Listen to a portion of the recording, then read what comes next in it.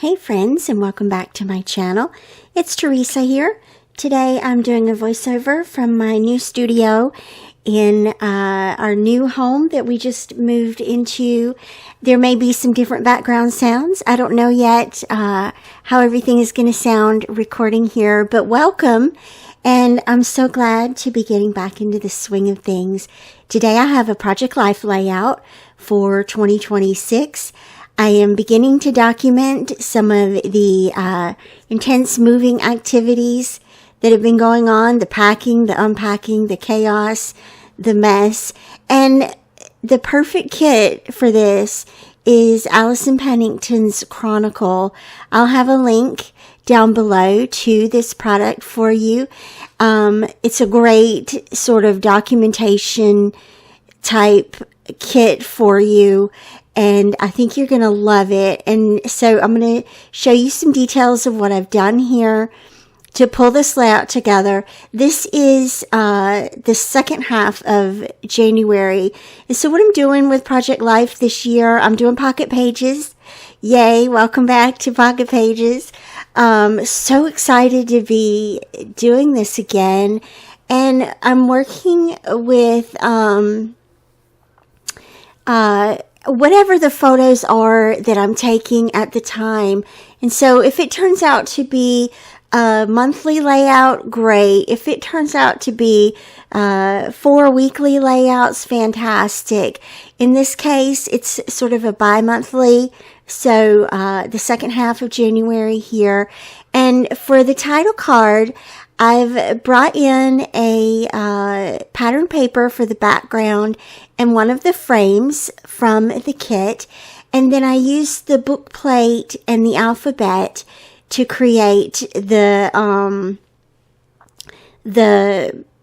book, what are those things? The book plate here that says January. And then I'm stamping the date. Funnily enough, I stamped the wrong date on it. I stamped January 1 to 15 instead of 16 to 31. So no problem there. I'm going to fight here for a minute with the adhesive runner. So this alphabet is in the kit. And you'll notice how I've used it around the layout, just to create some graphic titles. And I've recolored some of those titles. This one I recolored to the yellow that's in the kit. The Good Things card that you see on the far right, lower right corner was colored to the green in the kit, just to sort of highlight. And then the Life Looks Like This is my own, that I used the alphabet for. And I just like how graphic those look. And they're just kind of a different look here on the page. But I feel like I'm including some real world experiences in this layout. It kind of stopped me short because obviously all the protests and the terrible things happening in Minneapolis, in Minnesota, in other states in the U.S. on a lesser scale, but just really not a good situation in America right now. And so not to get too political, if you don't agree with my perspectives, please just go watch different videos, watch a different content creator. But it is something that I feel is important to document right now. And I'm glad that it can be interspersed. The purpose of Project Life for me is to intersperse the real life with the real life here at home. And so some of the good things happening here at home that I'm documenting here is, let's see, Asher turning 21, and she wanted to go out to dinner with us and share a drink. So we did that. That was a lot of fun. Cute little FaceTime with River, who is away at college, and love that screenshot of River and their dorm behind them. I love that. So cute. Some of these cards I made myself using some of the pattern papers. I tend to scale them down a little bit, the 12 by 12 pattern papers.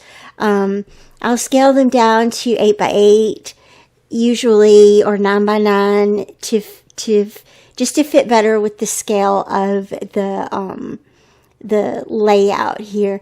And notice how for the Life Looks Like This card and for Asher's birthday card, I sized those photos down and created space on the background card for the smaller photos. And that's just a fun way. I was inspired by Tracy Reed to do that. She has templates, digital templates on her site where you can, change up your pockets, your 4x6 and your 3x4 pockets as you wish. And so that's something that I was playing around with a little bit in this layout. Check out the preparations for the snow here, completely wiped shelf. And this was like 2 or 3 days before the snow was expected to come. We ended up getting 11 inches. I'll cover more of that in the next Project Life layout.